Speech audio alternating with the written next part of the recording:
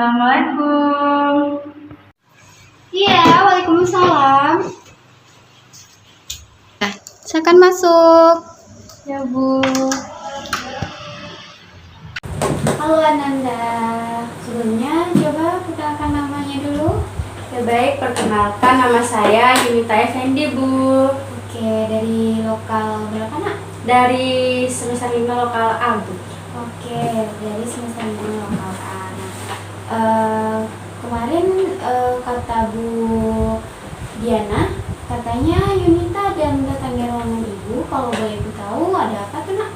Iya Bu, tetapi waktu itu Ibu sedang rapat ya katanya ya. Iya, sedang rapat Iya. itu sekali. Kenapa tuh nak? Yunita ingin melakukan proses konseling Bu. Oke, melakukan proses konseling. Oke, Yunita datang ke ruangan ibu untuk melakukan proses konseling ya. Iya Bu. Berarti Ananda di sini sudah tahu ya tentang konseling. Sudah Bu. Oke. Jadi apa permasalahan Ananda sehingga Ananda mendatangi ruangan ibu sekarang? Jadi Yunita ada takut kepada suatu hal Bu. Ya, takut terhadap suatu hal. Ya, takutnya itu sudah mungkin takutnya kayak ya takut banget gitu Bu.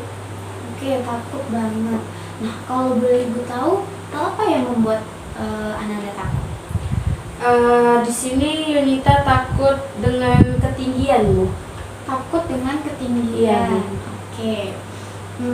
Jadi gini Ananda, ketakutan Ananda ini apakah baru-baru ini atau sudah lama? Sudah lumayan lama Bu. Sudah lumayan lama. Nah, apa yang Ananda rasakan atau yang Ananda lakukan atau gestur tubuh Ananda terhadap ketinggian? Jika Ananda berada di ketinggian, itu tubuh Ananda ada respon seperti apa? Langsung takut aja, langsung kayak pengen ke belakang gitu, pengen rasanya tuh kayak mau jatuh gitu Bu, kayak mau jatuh terus kayak sempoyongan gitu Bu. Oke, pokoknya menghindari ketinggian. Oke, jadi begini Ananda, karena kita sesuai dengan pernyataan Ananda tadi bahwasannya ketakutan dengan ketinggian ini sudah berlangsung lama. Nah, maka bisa kita tarik kesimpulan bahwasanya ada yang namanya kecemasan dan ketakutan itu yang jika itu berlangsung secara lama dan berulang itu bisa dikatakan sebagai fobia. Apa itu fobia Bu? Nah, fobia itu sebuah kecenderungan atau ketakutan kita terhadap sesuatu hal. Nah, contohnya seperti Ananda ini, takut dengan ketinggian. Oke. Oke Ananda, sebelum lanjut, coba Ananda ceritakan secara spesifik kenapa dan awal mulanya bagaimana, kenapa Ananda bisa takut terhadap ketinggian tersebut.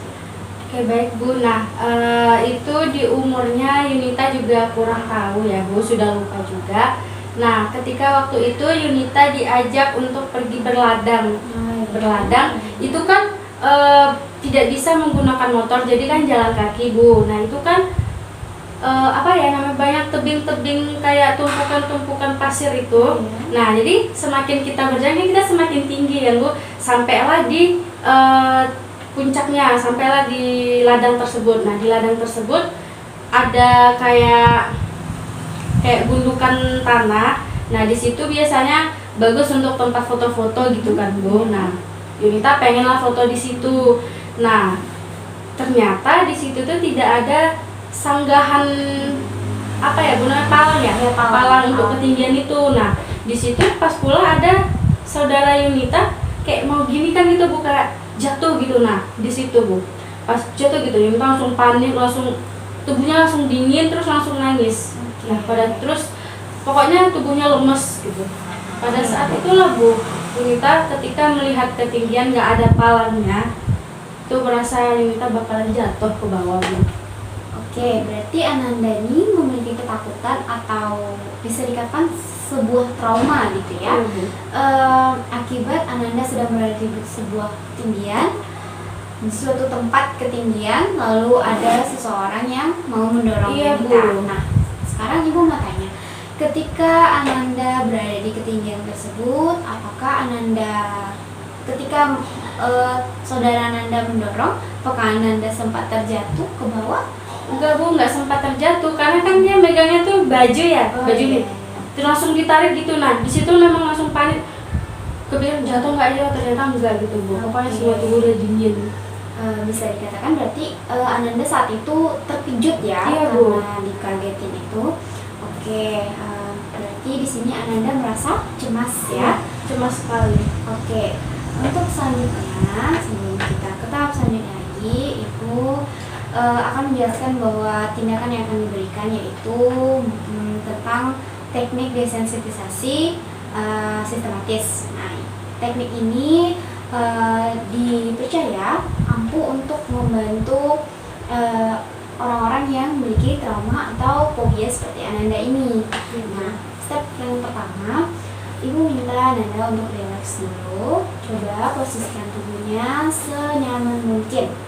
Oke, sudah nyaman? Oke, nah sekarang Ibu minta Ananda untuk memejamkan matanya terlebih dahulu. Oke, tunggu sebentar Ananda. Coba buka ini. Nah, kalau misalnya Ibu suruh Ananda bayangkan, apakah Ananda bisa? Membayangkan bisa Bu. Membayangkan bisa ya? Bisa. Oke, nanti kita akan ada sedikit simulasi Ananda berada di sebuah ketinggian ya. Oke, ulangin, tutup matanya, beri posisi yang nyaman untuk tubuh Ananda. Nah, sekarang coba Ananda bayangkan suara gemercik air, ya, suara gemercik air. Oke, sekarang Ananda bayangkan Ananda di sebuah hutan yang sangat sejuk, sangat nyaman, pemandangannya hijau, nyaman sekali, dan Ananda mendengarkan suara kicau burung. Oke, sudah relax ya, buat diri serelax mungkin. Kemudian ketika Ananda berada di tempat yang sejuk, yang nyaman, Ananda mulai melihat, Ananda mendengar orang yang mengatakan sebuah ketinggian, mendengarkan kata-kata ketinggian. Oke, sudah dengar dengan jelas. Nah, sekarang Ananda bisa membuka mata Ananda kembali.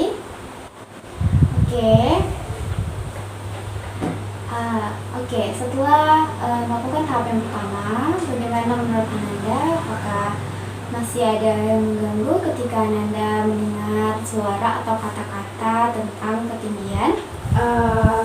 Jika untuk kata-kata itu mungkin tidak terlalu berpengaruh bagi saya Bu. Oke, tidak terlalu terpengaruh Iya. ya. Oke, sekarang kita coba apabila Ananda membayangkan berada di ketinggian. Kita coba sekali lagi ya. Posisikan diri Ananda senyaman mungkin, tutup matanya. Oke, kita ulangi lagi seperti Ananda berada di sebuah tempat yang nyaman. Di sana ada suara kicau burung, suara gemercik air yang membuat Ananda rileks. Nah, di suatu kondisi tersebut, ternyata Ananda melihat dari kejauhan ada sebuah tebing yang sangat tinggi. Oke, Ananda berada jauh di belakang tebing tersebut. Ananda tidak berada di bibir tebing, tapi berada di lokasi yang cukup jauh dari tebing tersebut. Sudah terbayang Ananda? Oke, bayangkan. Oke, ketika Ananda merasa mulai cemas, Ananda bisa tarik nafasnya terlebih dahulu, lalu buang secara perlahan. Oke, bisa dibuka matanya. Nah, sekarang bagaimana Ananda ketika Ananda membayangkan Ananda berada di sebuah tebing tapi tidak berada di bibir tebingnya, melainkan di posisi yang jauh? Bagaimana perasaan Ananda? Sedikit cemas Bu. Sedikit cemas, oke. Nah, mungkin bisa kita coba sekali lagi. Boleh, ya. Bu. Oke, sekarang tutup matanya kembali, lalu tarik nafas, buangkan secara perlahan. Membayangkan Ananda berada di sebuah tempat yang sangat nyaman. Nah, Ananda bayangkan lagi bahwasanya Ananda melihat sebuah tebing yang sangat tinggi, tapi Ananda berada jauh dari bibir tebing tersebut. Oke. Ananda berada di sana sendirian, tidak ada yang mengganggu Ananda, tidak ada yang bisa mendorong Ananda. Ananda hanya berdiam diri dan melihat tebing itu saja, tanpa melakukan pergerakan apapun dari jauh. Oke, sudah. Oke, sekarang bisa buka matanya kembali. Bagaimana sekarang Ananda? Sudah mulai lumayan tenang karena tidak ada hal-hal yang mengganggu. Oke, sudah lumayan tenang ya. Nah, sekarang coba apakah Ananda ketika melihat gambarnya langsung Ananda memiliki kecenderungan atau kecemasan itu muncul? Mungkin tidak terlalu, Bu. Tidak terlalu ya. Oke, di sini kebetulan Ibu memiliki beberapa simulasi atau gambar tentang sebuah ketinggian. Coba Anda lihat. Oke, ini sebuah contoh orang-orang yang berada di sebuah ketinggian ya. Oke, lihat secara detail. Bagaimana perasaannya ketika melihat gambar-gambar ini? Takut orang-orang jatuh ke bawah, Bu. Takut ya? Iya. Oke Ananda, berarti masih ada sedikit kecemasan ya. Oke, kita coba untuk relaksasi sekali lagi. Kita coba redam rasa cemasnya. Oke Ananda sudah melihat ya simulasi gambarnya. Nah, coba bayangkan Ananda berada tadi kan berada di jauh ya. Nah, sekarang coba bayangkan Ananda berada di tepi atau bibir sebuah ketinggian seperti yang di gambar ini. Bagaimana perasaan Ananda? Nggak bisa, Bu. Takut ya. Oke, kita coba sekali lagi lakukan relaksasi. Tutup matanya. Posisikan tubuhnya senyaman mungkin, lemaskan semua otot-ototnya, lalu tarik nafas, buangkan secara perlahan. Oke, sekali lagi bisa tarik nafasnya, buang. Oke, sudah, buka matanya. Nah, sekarang coba Ananda bayangkan Ananda berada di tepi sebuah bangunan yang sangat tinggi. Nah, di situ Ananda hanya sendirian, ya. Itu kata kuncinya ya. Ananda sendirian, tidak ada yang mempengaruhi Ananda dari belakang, sama seperti yang Ananda katakan di waktu kecil dulu Ananda pernah dikejutkan oleh saudara Ananda, ya, didorong, tapi tidak sempat terjatuh. Nah, menurut Ananda ketika orang hanya berdiri, contohnya seperti di gambar ini, mereka hanya berdiri di tebing, tidak didorong, tidak dikejutkan, apakah mereka bisa terjatuh? Tidak. Faktor orang terjatuh itu karena apa? Karena ada yang ganggu. Ada yang ganggu, Ada yang dorong. ada alasan kenapa mereka terjatuh. Nah, sekarang Ibu mau memberikan sebuah simulasi lagi sedikit. Oke Ananda, di sini ada sebuah gunting. Nah, gunting ini bisa digunakan untuk menggunting kertas apabila kita yang menggerakkan kan? Iya, Bu. Betul ya Ananda? Coba Ananda pegang gunting ini. Coba. Nah, coba. Oke. Itu siapa yang menggerakkan? Saya, Bu. Diri Ananda ya. Nah, coba ulangi sekali lagi. Dekatkan saya guntingnya tapi tidak menggunting. Diam saja. Kira-kira apakah bisa tergunting kertasnya? Oke, tidak ya Ananda. Nah, bisa kita simpulkan bahwasanya ketika Ananda berada di ketinggian, ketika tidak ada orang lain yang mendorong Ananda, tidak ada pergerakan dari Ananda yang membahayakan untuk terjatuh, maka Ananda tidak akan terjatuh. Betul ya Ananda? Betul, Bu. Nah, jadi ketika Ananda berada di ketinggian, alangkah baiknya seperti apa Ananda? Sendirian, Bu. Oke, sendirian lalu Lalu tenang. oke. jangan membayangkan mau jatuh gitu Bu. Oke.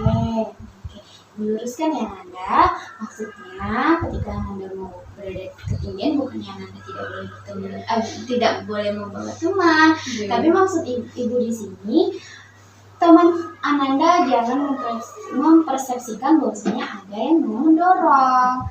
Saat Ananda kecil kan saudara Ananda itu benar-benar akan mendorong atau bercanda? Ya itu dia Bu, nggak tahu. Pokoknya didorong terus ditarik lagi. Kalau seandainya saudara Ananda itu benar-benar mendorong, apakah Ananda akan ditarik lagi? Tidak ya. Nah, ibu rasa Ananda ibu dikelilingi oleh orang-orang yang baik. Tidak ada orang yang mau mencelakai Ananda. Pesan dari ibu, alangkah baiknya Ananda ketika berada di ketinggian tidak memikirkan hal-hal yang negatif. Ananda harus selalu merilekskan diri apabila muncul lagi kecemasannya. Ulangi lagi seperti step yang ibu lakukan tadi, seperti menarik nafas, lalu menstabilkan pikirannya, menganggap bahwasanya tempat yang tinggi itu bukan tempat yang menyeramkan loh, asalkan tidak ada hal-hal yang bisa membuat kita terjatuh.